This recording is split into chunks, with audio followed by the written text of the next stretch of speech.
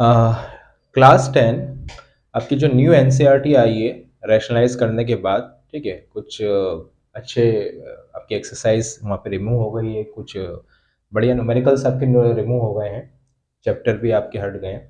तो ये new NCERT है, तो हम एक काम कर रहे हैं, एनसीईआरटी के जो चैप्टर्स हैं आपके, ठीक है, उसका जो समरी है या उसका जो एक कॉन्सेप्ट है, उस कॉन्सेप्ट की वीडियो बना रहे हैं हर एक चैप्टर के ऊपर।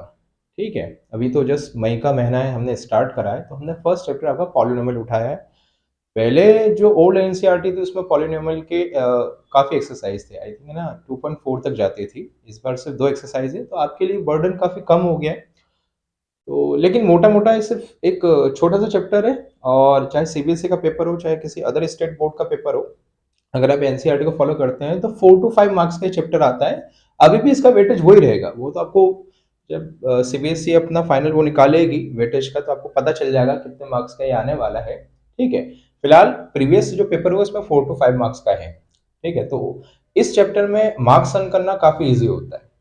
चलिए, तो इसके जो मेन जो प्रॉब्लम आने वाले हैं वो कुछ ये बस ये 3 टाइप के बनने वाले हैं प्रॉब्लम। ठीक है, बस इन 3 टाइप के प्रॉब्लम को आप समझ लीजिए, इनकी प्रैक्टिस कर लीजिए, आपके बहुत अच्छे मार्क्स आ जाएंगे जो भी इसमें गिवन होगा 4 या 5। ठीक, तो फर्स्ट टाइप का प्रॉब्लम ये बनेगा कि ये ग्राफ आएगा। ठीक है, अभी सीबीएसई के जो पेपर हुए, जो 2023 के पेपर गए या अदर स्टेट बोर्ड के पेपर गए, तो मैंने ये क्वेश्चन देखा है, ये ग्राफ वाला जरूर पूछता है। यहाँ पे प्रॉब्लम ये है कि y is equal to p x. P x मतलब आपका जो पॉलिनोमियल है इन टर्म ऑफ एक्स चल रहा है, तो polynomial in terms of x में ये ग्राफ आपको नंबर ऑफ जीरोस कितने बता रहा है। ठीक है, मतलब एक्स एक्सिस पे ये ग्राफ कितनी जगह कट कर रहा है, उतने आपके नंबर ऑफ जीरोस हो जाएंगे। तो जरा ध्यान से देखिए, यहाँ पे सिर्फ एक ही जगह कट कर रहा हूँ, यहाँ पे 1 2 3 जगह कट कर रहा है। बस आपको ऐसे काउंट करना है। अगर graph y is equal to p x है, मतलब polynomial in terms of x है, तो x एक्सिस को देखिए। अगर polynomial in terms of y है तो y एक्सिस को देखिए। बड़ा सिंपल प्रॉब्लम। नेक्स्ट प्रॉब्लम आपका आता है जिसमें sum of it zero and product of zero के रिलेशन आते हैं। सम ऑफ इट जीरोस का मतलब क्या हो गया, जो भी आपने क्वाड्रेटिक पॉलिनोमियल को सॉल्व करा है, अगर वो इक्वेशन x के फॉर्म में चल रही है, तो वहां पे उसके दो सोल्यूशन आएंगे, एक आपका अल्फा हो जाएगा, एक आपका बीटा हो जाएगा। तो उसका जो सम है वो इक्वल होता है माइनस बी अपॉन ए के, और उसका जो प्रोडक्ट है वो इक्वल होता है सी अपॉन ए के। इस पे बेस आपके न्यूमेरिकल आते हैं। और एक रिलेशन होता है, मान लो आपको सम की वैल्यू डायरेक्ट दे दी जाती है और प्रोडक्ट की वैल्यू डायरेक्ट दे दी जाती है। जैसे आपको सम दे रखा है 4 और प्रोडक्ट दे रखा है 3, तो आपको ये लगाने की जरूरत नहीं है। ठीक है, और आपसे बोला जाएगा कि आप एक क्वाड्रेटिक पॉलिनोमियल बना दीजिए। अब उसने ये नहीं बोला कि एक्स के फॉर्म में बनाना है कि वाई के फॉर्म में बनाना है, आपकी मर्जी। ठीक, मैंने यहाँ पे एक्स के फॉर्म में इक्वेशन लिख दी, तो एक्स स्क्वायर माइनस का सम के बाहर x plus product is equal to 0। या तो आप इस फॉर्म में याद कर लीजिए या तो इस फॉर्म में याद कर लीजिए। बस यहाँ पे सम और प्रोडक्ट की वैल्यू पुट करना, आपका आंसर आ जाएगा। अब आखिरी जो एक्सरसाइज है वो आपका 2.2 है। 2.2 में किस टाइप के क्वेश्चन आएंगे हम बता चुके हैं। कैसे किस टाइप के क्वेश्चन आएंगे कि वो जीरोस निकालने को बोलेगा, या तो वो जीरोस निकालने को बोलेगा, या तो वो जीरोस निकालने के बाद बोलेगा कि वेरीफाई करिए जीरोस एंड कोफिशिएंट। जैसे एक प्रॉब्लम यहाँ पे हमने लिखा है, काफी इंपॉर्टेंट प्रॉब्लम है, ये सीबीएसई में आ चुका है। Find zeros of quadratic polynomial and verify the zeros and coefficient. आपको कुछ नहीं करना, देखिए कितना सिंपल है। पहले तो आप इसे जनरल जो आपकी क्वाड्रेटिक इक्वेशन होती है उसे कंपेयर कर लीजिए। आपको पता चल जाएगा a कितना है, b कितना है, c कितना है। अगर आपको नहीं पता कि जनरल क्वाड्रेटिक इक्वेशन क्या होती है, जैसे आप कंपेयर करते हैं, तो वो ये है,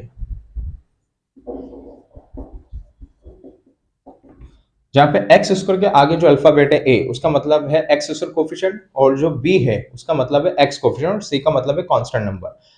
चूंकि मैंने यहाँ पे x के फॉर्म में लिख रखा है, इट मींस मेरा जो पॉलिनोमियल है इन टर्म्स ऑफ x चल रहा है। आप चाहे तो इसे t फॉर्म में भी लिख सकते हैं, जैसा हमारा प्रॉब्लम होगा वैसे ही आपको कंपेयरिंग इक्वेशन लिखनी है। अब ये t के फॉर्म में तो मैं ऐसा लिख दूंगा, बस कंपेयर कर लीजिए, ए बी सी निकाल लीजिए। जो नहीं दे रखा वो जीरो हो जाता है, वो कोफिशिएंट आपका जीरो हो जाता है। तो हमने ए बी सी निकाल लिया।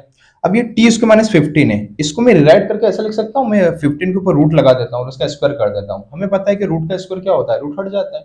ये ए स्क्वायर माइनस बी स्क्वायर हो गया, क्या होता है ए माइनस बी स्क्वायर की आइडेंटिटी, ए प्लस बी ए माइनस बी। तो एक आंसर आपका रूट 15, दूसरा आपका माइनस का रूट 15।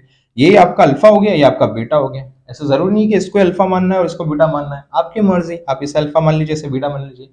ठीक है, तो ये है आपके नंबर ऑफ जीरोस। अब नंबर ऑफ जीरोस का मतलब क्या होता है, बहुत सारे स्टूडेंट कंफ्यूज हो जाते हैं कि ये चैप्टर में बार बार जीरो जैसा वर्ड आता है। कंफ्यूज होने की जरूरत नहीं है। ये जो आपके आंसर आए आपके, एक काम करिए, इन्हीं को उठा के अपनी इक्वेशन में पुट कर दीजिए।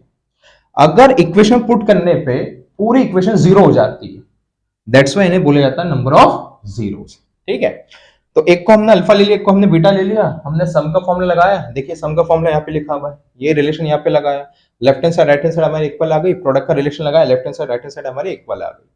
तो बस ये दो एक्सरसाइज है आपकी 2.1 2.2, और ये गिनती के एक प्रॉब्लम ये है, एक प्रॉब्लम सम एंड प्रोडक्ट का है, और एक प्रॉब्लम यहां से आ सकता है। एक ये हमने जो करा है ना, एक क्वाड्रेटिक पॉलिनोमियल है, एक क्यूबिक का भी आता है, लेकिन क्यूबिक का एनसीईआरटी में एक ही प्रॉब्लम दे रखा है और जस्ट रिलेशन दे रखे हैं।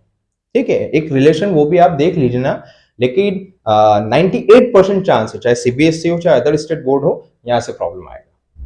Thank you.